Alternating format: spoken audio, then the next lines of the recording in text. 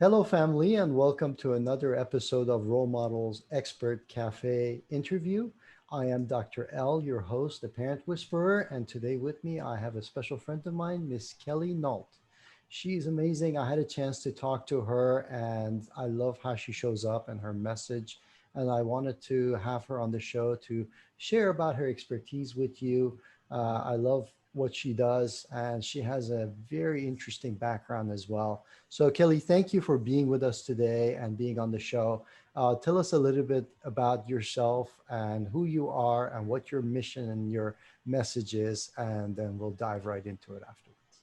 Great. So wonderful to be here. My superpower has become helping moms with strong willed children really eliminate those exhausting tantrums that really get in the way of having a really wonderful, loving family. And now, none of us are perfect, and I certainly am not still, but I certainly didn't start out with having that be my superpower. So, you asked me my background, and I was really that annoying non parent that parents love to hate in my 20s. That was me, full confession. I worked with children with special needs. Many of the kids others had given up on. But I had one file come across my desk. Two boys, brothers, no one would work with them. The Mm. last person who did, they beat up on the public bus. And I thought, being a non parent, and probably my ego was a little bit too big at that time, I thought this would be a piece of cake. And the night a dessert plate went flying past my head, I Mm. realized I may be way in over my head, and maybe I didn't know as much as I thought. And so when I'm working with parents, I find that some of us have, one child first or two children, and then that other child comes along, and everything we've been doing, suddenly it's like, you know, right in our face. And it's so humbling. And that's really where I was at that time. And fortunately, I had what most parents never had. And I had a huge amount of hand holding, but I had it from two of the top leading world experts at the time. One of them was Dr. Jane Nelson. She wrote Positive Discipline that sold, I don't know, I think it's probably up to 6 million copies or something like that. So I could call her when literally, because these kids, when they weren't bouncing off the walls, they were literally pounding on them and say, what gives? What do I do now? So that's one of the things I had. And, I never thought I'd be a parenting expert, especially when I wasn't a parent. And I'm almost embarrassed to say that I am a parent now, but when I wasn't. And it really took a life of its own on. So I was essentially like a live-in nanny for these two boys. What I didn't mention, they were both blind from birth. Mm. They would have given Helen Keller a ride for her money during certain days. And their mom was a nurse, and so she would work nights. So she would sleep by day, and I would parent her kids by day. But we would be on the playground, and I made huge shifts. But other parents started to notice, and they'd be like, "Hey, Kelly, what did you do? We never used to want to ever have a play date with you, but you know what? I think it would work now. What did you do?" And I started talking, and then I started doing parenting workshops, and then doing a lot of media, and even went across the nation to speak with a million moms, which was really amazing. So I feel incredibly blessed, but also humbled by the journey. That's awesome. That's awesome. Thank you for sharing that information. So, in your opinion, why is this an important thing? I mean, why can't we just do what we do and just let the chips fall where they may? And we totally can do what we do. And for some parents, it actually doesn't work out too badly, especially if they've had great parents themselves who've raised them that are incredibly, what's the word, balanced in their own life. But really, when we're living in times of things like COVID, um, there's not many of us that really are balanced, that are really firing on all cylinders, where we can be totally resilient, but we can also be showing up truly who we want to be and feeling confident in our parenting skills, that we're also raising our kids to be the best they can be. So yeah, you can totally let them fall where they may, and it may work out for you. I like to stack the odds though, And frankly, a lot of the parents who do come to me are struggling or are having issues that they're like, you know what? I know we could be doing better. Or I'm really worried that if this continues, what is my child going to be like in their teen years? Or worse, as an adult, how are they going to be as an employee? How are Mm. they going to be as a mate, as a Right. friend? Right. And a lot of parents, when I interview them, one of the things they say is they want to see their kids thrive and lead a full life. And it's a big concern because they have all these worries about where the world is at and all the challenges and the fears and worries. And they just don't know how the kids are going to turn out in the midst of all of that. So, Absolutely. You know, one of the most powerful experiences I had, as well as I was a counselor at a local university. mm, And so all of my clients were young adults, like 18 to 21. right. And it was really fascinating because I had worked so extensively with younger families, age 2 to 12, typically some teens as well. Mhm. But to actually then have these young adults in my office, anxiety, depression, Right. freaking out, and some of them would be at their fourth year level, Right. ready to graduate. And they're like, oh my gosh, I still don't know what I want to do with my life. I don't know who I am. And I don't have the confidence to show up and really bring my A game Mhm. to what I know I could be doing. And man, when I dove a little deeper underneath the surface, I often could see how their parents hadn't really prepared them for basic life skills Mm. that can take them further along so they are confident in showing up in the best way. This is a really important topic to me. I just did a YouTube video called 10 Signs of a Spoiled Child because I feel that what we're doing right now and the time we're living in right now is a time where, just this last decade, I think it was the Oxford Dictionary declared selfie to be the word of the year. And it had gone up, I think, 17,000% the usage. Wow. So raising kids today is much different than it was, pre iPhones, pre social media, all of that. Right. And parents, I think I can see, and what I'm experiencing when they come into my virtual office is they're telling me that they're kind of worried about where this is going, whether it is that they have a rude child behavior on their hands or whether it's they've got an anxious child on their hands. Mm. True.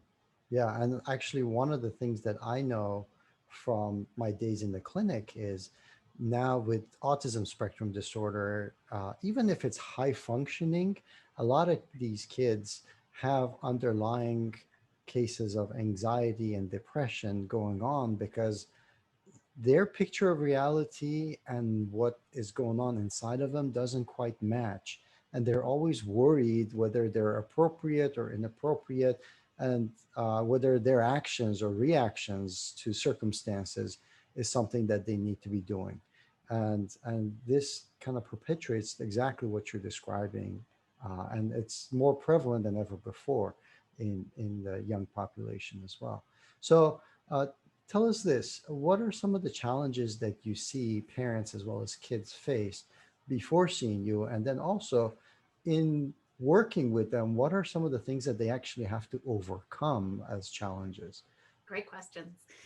So, the first thing that I am seeing is that many parents, in terms of discipline and redirecting their kids, they don't want to crush their spirit either. Mhm. But it's that weird balance between, am I my child's friend? When I punish them or when I discipline them, how do I do it in a way where they actually learn the lesson? So I'm not saying things over and over again and, expecting a different result. So that's probably one of the number one. And, I work with kids and their parents who have kids that are spirited.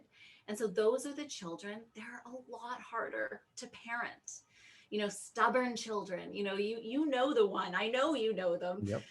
They're the ones that, you say, it's snowing outside, put on your snow boots, and they come out in their sandals. They're the ones that are jumping on the couch and you look them in the eye and say, hey, stop jumping. And they look you dead in the eye and jump higher. Those are the kids that are constantly pushing the envelope. And when you have one of those children, um, it can be so frustrating, so exhausting. And I think a lot of times we start to second guess ourselves where we're like, okay, what am I doing now? Or we'll pick up one tip and it works for a while and we think, yes, it's a miracle. I have the tip. And then suddenly they throw us a curveball and we're like, it's not working anymore. So for me, the number one thing I do with my clients is make sure they have a parenting plan that's totally customized for them Mm. and for their children. And so, I offer a free quiz called What's Your Mom Type? A lot of moms aren't really clear on what their mom type really is and where is their Achilles heel. So that's one of the things I do. And then how we get the changes. I have something called the Smart Mom Path, and SMART stands for simple, meaningful actions repeated over time. Mhm. So that's really the map that I hand over that I help them create together, because you're always going to be challenged. It could be you lose a job then, or you're also taking care of a ailing parent, or there's always going to be other challenges that come up. The key is having a plan to go back to say, oh, right, I'm Yeah. missing this part. I just need to tweak this. But if you don't even have that, that's when it can become crazy making, Mhm. where you start to have mom guilt. I find a lot of moms are really plagued with mom guilt, or feel shame, or feel huge embarrassment, Mm. whether it's with their mother in laws or that other mom that they think has it all together. Yep. Somehow, and it's difficult because the kids have different personalities and respond differently. And then the parents have different parenting fortes and weaknesses. And you put the two of them together, it creates this mosaic that is very complex, right? To try to figure out exactly what's right. And no, when you're being raised, nobody really talks to you about the strength and weaknesses of the household that you were raised in, you know. No. And maybe that's something I actually do that with the kids sometimes, where I sit down with them, and I tell them what my strengths and weaknesses are, so that they understand that not everything I do they should look at me as a role model either. So Right. Which is really interesting, because I think before you mentioned something really important, where a lot of times what's going on the inside for our kids isn't what's matching on the outside. So I find that there's a lot of strong-willed children that are just desperate for control in their life, or are right. just desperate for understanding, or acceptance. Like there's a lot of things that are going on, but when we don't really come from an authentic place and from living a life. The first step on my Smart Mom path is called the Love Foundation. And Mm. love stands for living our values every day. And I feel that strong willed kids, more than any other, can sniff out inauthenticity, like inauthentic behavior in their parents more than anyone else. And Mhm. they will call you on your stuff. And that can be really dissettling and jarring. Um, when again, it's like you're playing this chess game and they're completely, taking your queen, and you're like, oh, but that was my thing, Yep. that was what was getting me through. And yet the beauty of it, and for me, I believe that temper tantrums and tension are a smart mom's greatest gift. And I really believe that. I guarantee it when I work with my families, because I believe that it gives us this grand opportunity to really show up and be the parents that our kids deserve, and to be the person that we deserve to be as well, which sounds very, a bit Pollyanny, but it's really based in a lot of pragmatic steps of, really, are we stepping up and showing up of as how we want to be. Mhm. Exactly. Well, a role model maker, we're always trying to lead by example. So I think this is a perfect That's why I like you so case of much. Just so you know, that. Thank that's why we get along. you. Yes. All right. So, in your expert opinion, what are some of the tips and secret recipes that you have to overcome the challenges and stepping into basically the role model that parents are? Totally. So let me give you a COVID example, but I'm going to frame it within my smart mom path, because I feel like on the Smart Mom path, there's actually three things you need to be doing. There's steps in between, but this is the general. So the first one is that living our values every day. It is, do you have a schedule that's supporting what you believe? Mm. Do you really know your child and know yourself in a way that supports you in giving them what they truly need? So that's the first step. The second step are the biology boosters. So, what are all the things from attachment parenting to sleep to exercise to all of those things to managing screen time that supports us all showing up as a family as our physical best? Because if we're not at our physical best, if we're, a little bit low energy, then we're going to make it all that much more difficult.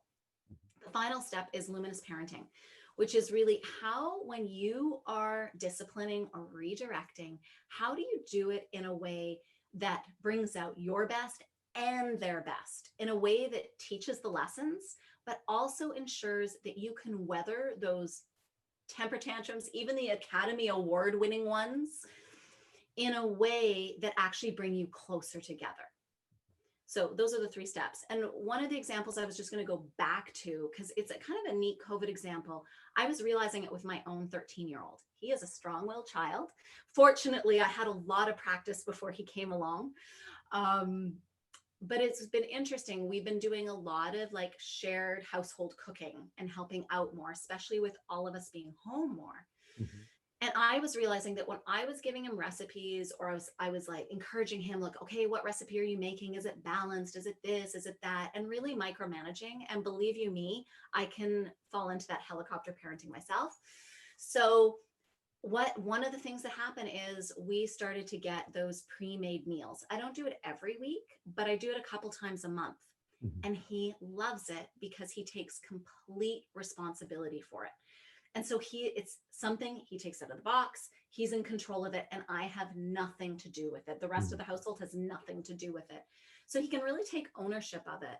So I think that something that I really inspire parents to do, especially with strong-willed children, is find areas where they can contribute in a healthy way to the household, because I believe that the number one extracurricular that many of us miss for our kids is chores. Like, we do piano, we do soccer, we do this, we do that. But chores are one of the number one missing extracurriculars that we need to be giving all of our children. Absolutely. I love it. I mean, a lot of times when it comes to daily life, if the kids don't get the practice at home and then they go off to college, that's the first place they're trying to figure this stuff out while they got all these other things that they're trying to sort out as a young adult. So I totally believe in that. And also, you mentioned strong-willed kids. A lot of times I feel that these strong-willed kids just feel like they want to be part of a team. And if they are, then they step into a leadership position as opposed to a oppositionally defiant job, basically. Yes, So, that's what we want, the leadership, the healthy leadership. yes. You made me think of, if you or your viewers go to that, I think I have it in the top 10 signs of a spoiled child. I actually share a story. It's a very short story about who I call my Victoria's Secret underwear princess. Mm. And she was a college student that perfectly exemplifies what happens when parents, and again, with good intentions, we Right, love our kids, right, but unknowingly set their kids up for failure later on down the road. right. Exactly. That was one of the things that was very disheartening when I was in clinic, to see parents who were really well intended inadvertently get in the way of the kids' progress. And that's part of the reason why I feel so strongly about educating the parents and getting them to be the best self that they can be. So Love it. definitely, absolutely. So I love everything that you say, and I can just spend hours talking about this. You got so many pearls of wisdom. Smart is like right there, right on top. So I definitely like that. So tell, tell us more about how can people learn more about what you do Yeah. and where to find you and work with you, and a little bit about your programs as well. Yeah, sure. So the easiest way is to go to joyfullyparenting.com. And on there, I actually have that free quiz, which is what's your mom type? Cool. The thing I like about it, and I've heard from other moms that they like, it also shows them who their Hollywood or superhero alter ego is, which is kind of fun. So that would be the best way. You can also through Facebook or YouTube. I would love to connect with you and love to find out more about what you do. And if you have a spirited, strong-willed child that you're just like, "Ah, there's some red flags here that I'm concerned about, I'm worried about, or I know that I'm reacting in a way where my monster mom alter ego might be, creeping in there, and you really don't want that. I have something called Parenting Power Hour, Mhm. where I really go laser deep focused. It's a consultation process where we can really tease out what is really at the source. Because I find a lot of parents go from expert to expert, from book to book, from counselor to pediatrician, and they're kind of going around, but they don't get that bullseye of what's really going on. So you can really figure out what's your next best step Mhm. in order to raise a child who is looking more for what they can give rather than always what they can get, and to Right. really be of service. Right. Absolutely. Absolutely. Fantastic. I will make sure that we have the links in the description. So guys, definitely make sure. One of the things I did at my last summit was I actually talked about how there's just so much support for parents out there that they don't have to do it alone. And all they need to do is reach out and look for those, and hence these interview series, basically. But I definitely want to make sure that you guys take Kelly up on her offer and her expertise and get some information that can benefit you. I really like the parenting, the power hour that you mentioned. This is really cool. So definitely. Thank you, Kelly, for being here with us and spending the time on this. I will make sure that we have that stuff in the description. So go ahead and check it out. Thank you guys for being with us today and joining us and spending the time with us.